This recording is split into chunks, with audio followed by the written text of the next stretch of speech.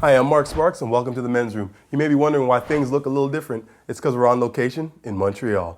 And today we have image consultant with us, Marvi Arlik. Marvi, pleasure to have you in the Men's Room. How's it going? Well, how you doing? Great. So, image consultant. Yeah. That's a mouthful. It's a broad term. Yeah, very broad term. But So why don't you break that down for me? Yeah, what I do is a bit more specific than just image consulting. Okay. Basically, I work with men to change their image.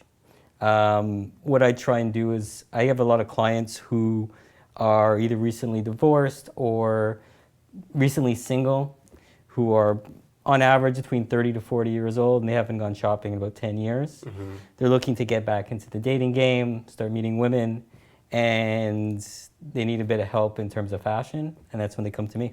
Okay. So how did you get into that? It started, my interest in fashion goes way back to my college days. Okay. When I was in university, I used to be in a band, and I used to dress pretty outrageously.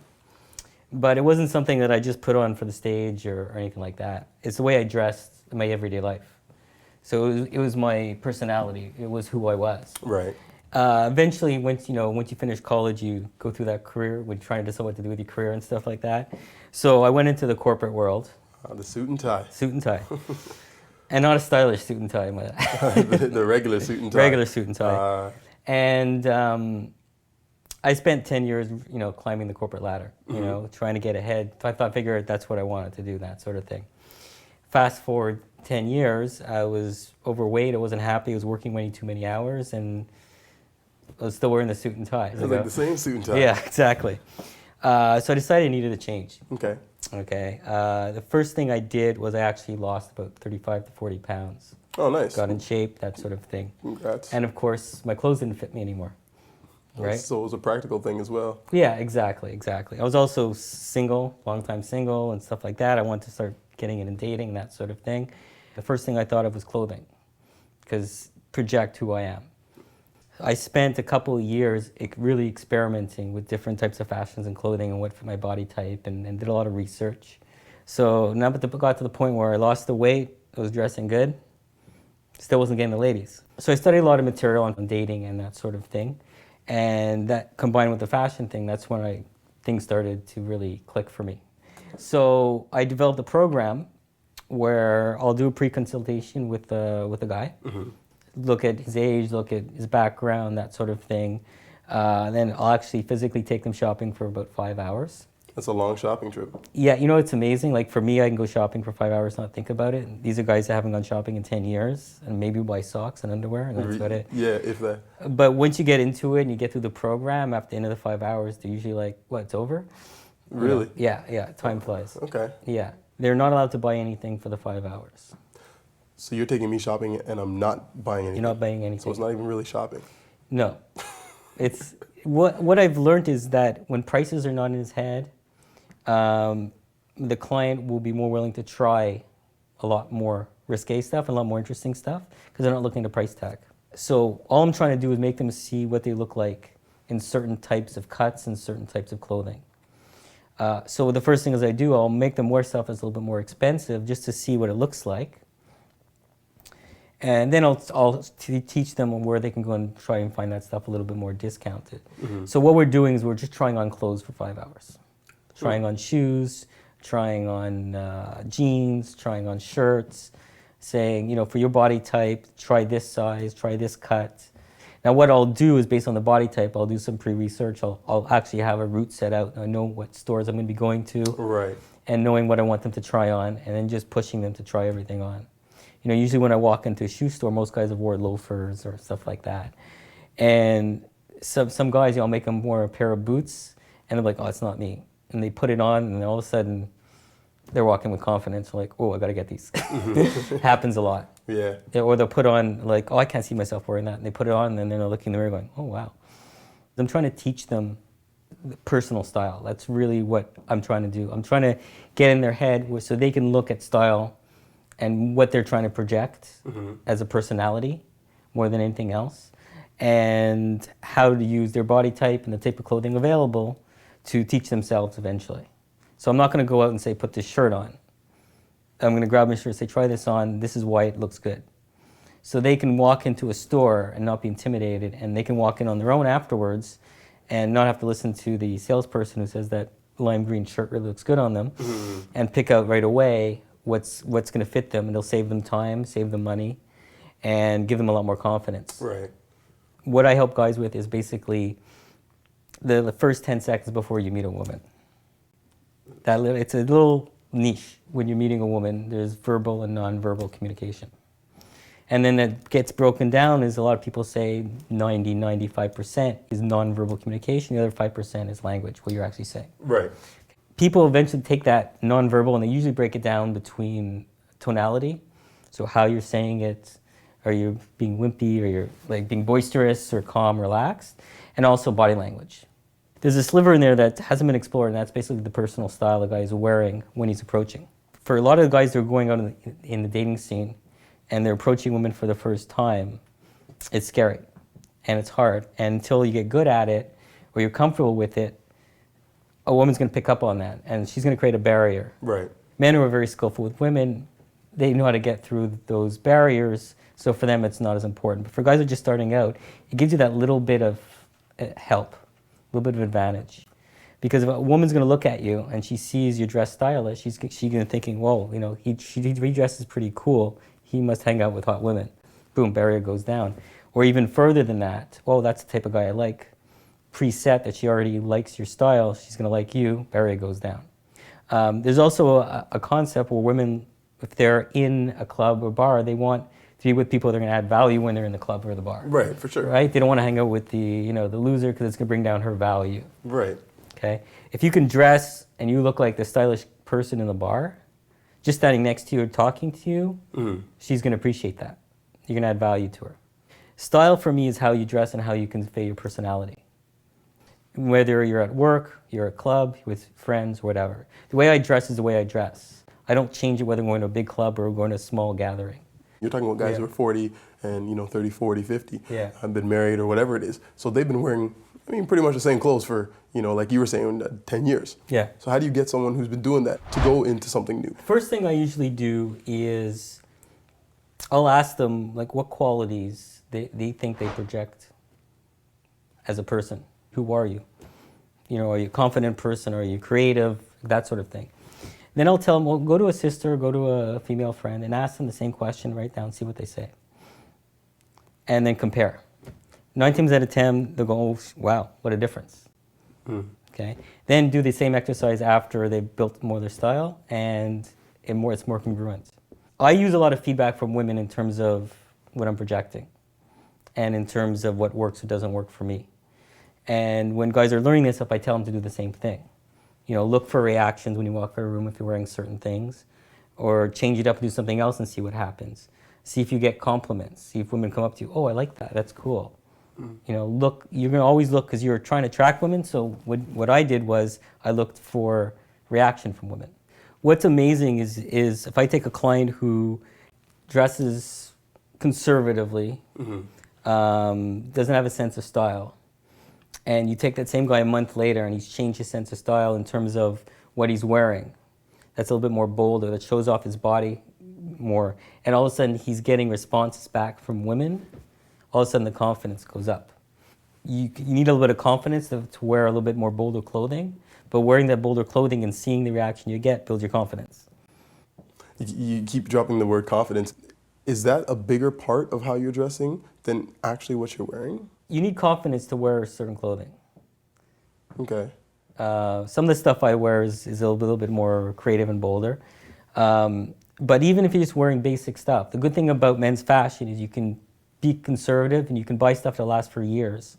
That's not necessarily out there, as long as it fits properly, okay, and matches properly. Yep. And the confidence comes from the reaction you get from the outside world. If someone's confident already, and they can go up and talk to a woman and build attraction, and they're very good with women already, I wouldn't worry about fashion so much. Most of my clients they're not even comfortable approaching women. Okay. Someone who's really good with women, let's face it, it almost doesn't matter what they wear. They'll go up and they'll have the confidence and they'll break through. Okay. That's the bottom line. Okay. Now, You had a drastic scenario because you lost a lot of weight. Yeah. I'm the same build as I always have been. Yeah. I'm a khaki and blue shirt wearing guy. Yeah. And how do I build a closet that works? Yeah, starting point. Yeah. What I usually tell guys is there's certain things they should invest in right away. And I don't want guys to go out and spend $5,000 on outfits if they don't need to. Some guys can afford it, great. Most guys are on budgets. Right. So there's certain things that I tell them to look for. First thing, which is not clothing but gives confidence, is in terms of a haircut. A haircut that fits their face and that sort of thing. That usually makes a big difference. Some guys haven't been wearing the same hairstyle for 10 years, just like the same clothes. Mm-hmm. And going to the barber instead of a hairstylist. You know, for an extra $10, you can go to a stylist and get a much better haircut. There's certain basics that I want them to get, like a couple of pair of good jeans that fit well, a couple of button-down shirts, one white, one black, a sport coat. Because if you've got two pairs of jeans, two white or black shirt, and a sport coat, this all matches, and you have enough outfits for 3 or 4 nights. Right. A lot of my clients have started running with that and say, oh, let me try, instead of a basic blue blazer, I'll go for a white one, or I'll go for a gray one, or start experimenting with colors and that sort of thing. Mm-hmm. Rules for, pigment-wise? I try and keep it pretty simple. If you're more dark complexion, I usually say wear lighter colors, whites and pastels. You got the white going. The objective really is that when someone sees you, they're looking at your face. Oh, okay. So that your face doesn't fade in the background because of what you're wearing. Mm-hmm. That's really my simple approach. So if you're like I said, if you're dark complexion, wearing lighter clothing, not wearing really blacks too much, wearing whites, pastels, light colors, works really well. Mm-hmm. And usually opposite. If you're light skinned, wearing stuff that's a little bit darker, I'm wearing burgundy, you want to frame your face. Yeah, I do like your jacket. So, thank you. Do you have any style no-nos? Lots. The first one is that the belt must match the shoes. Same color. Not exactly, but the same tone. That's the biggest mistake that women look for. Really? So black shoes, black belt, brown shoes, brown belts. If you're going out to meet women being social, you should be dressing a certain way. So no baseball caps, no socks with sandals. I usually advise don't wear sandals if you're going out in the evening. No white socks, basic stuff, nothing. Yeah, you're good? I'm good. Okay. I'm good. Get rid of your backpacks.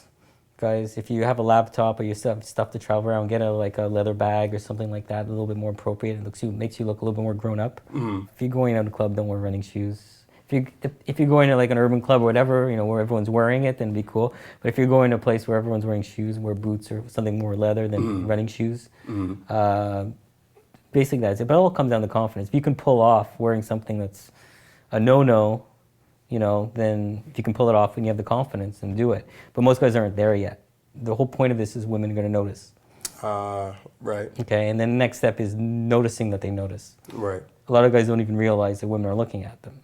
The first sign, when a girl's going to look at you, if she likes what you're wearing, she's going to look at you, look down at your shoes, and look back up. If she smiles, you're in good shape. That's usually a good sign. Okay. Most women will actually make comments. Oh, I like that jacket. I like your shoes. Your fashion sense has already opened the woman up to talk to you. Right. Kind of knock down some of that wall that you were talking about. Exactly. Nice. And it usually means that she finds you attractive. She's talking to you. How many women in a bar club go up to a guy and start talking to him? It doesn't happen very often. Yeah, that's true. And you have to get used to it. Okay, you have to, I find, tone things down a bit and be more relaxed. You don't have to jump in and go in there for the kill and be really aggressive with her. She's already warmed up. You can be more chill and laid back. Right. Oh, he's dressed cool and he's a cool guy. Most guys, the girl will compliment them and they'll be like, oh, thanks. The girl wants to talk to you, If you're wearing shoes that you always get complimented on, have a story of where they came from. Mm-hmm. All of a sudden, you're talking to her for 10 minutes, and she just complimented her. Oh, you really like these? Crazy story where I got these shoes. You wouldn't believe it. Right. I get compliments on some of my jewelry. A lot of people like one of the rings that I always wear. Right. I have a whole story, and so why? Have a reason why you're wearing certain things. Right. Or a story of where you found it, where you got it. I have a story. There was... I was looking for a belt to match a pair of shoes of mine. It was brown shoes. I was looking for a brown belt, funky brown belt. Couldn't find it anywhere, right? Mm-hmm. Couldn't find it in Montreal. I was in New York. Couldn't find a brown belt in New York I liked, right? And I get back to Montreal, and I'm like, I don't care how much it costs. I'll spend $300-400 on a belt. I don't care. I'm done looking. I want my Yeah, belt. yeah. And then I'll show them the belt. They're like, oh, wow, that's hot. Or it's really cool. I'm like, can you believe, like, I walk into some random store and found it for $20? Which is a true story, but I get compliments on the belt all the time. And what am I doing? I'm telling a funny story. I'm saying something a bit about myself. Mm-hmm. Oh, I went to Montreal. I went to New York. They're like, oh, he's going to New York. You're building a story about yourself around everything you're wearing.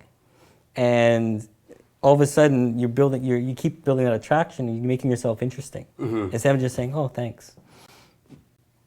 It makes a big difference. I think a big thing, too, is where do I find stuff? And I don't necessarily mean stores, but where do I find stuff that's cool, that's hot, and honestly, that's in my price range? Well, there's two aspects to it. I'm working with budgets with the guys, my clients, and I'm working with where they can find stuff a little bit cheaper. There's the two aspects to it. So the first aspect in terms of budget is if they've got $1,000 to spend, I don't want them spending $900 on a jacket. I want them to get value and as much as they can out of their budget. What I usually tell them is spend a little bit more money on shoes and then work the rest from there.